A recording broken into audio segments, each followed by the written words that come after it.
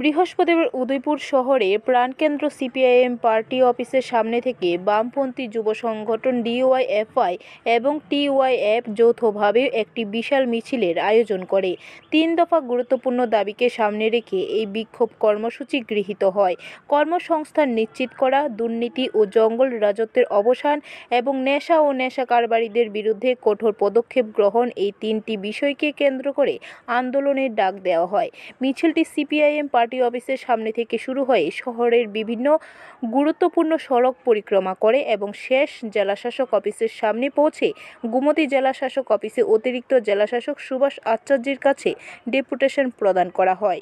শিক্ষকের সংকট, হাসপাতালে ডাক্তার নার্সের সংকট, যেখানে সভা করছি তার সঙ্গে হচ্ছে আমাদের এই মহকুমার হাসপাতাল, তার একটু দূরেই জেলা হসপিটাল, যেখানে যান পরিষেবা নেই, রুগী আছে চিকিৎসা দেওয়ার মতন ডাক্তার নার্স নেই, সরকারি দপ্তরে 50,000 শূন্যপদ, 12,000 শিক্ষকের শূন্যপদ পড়ে আছে।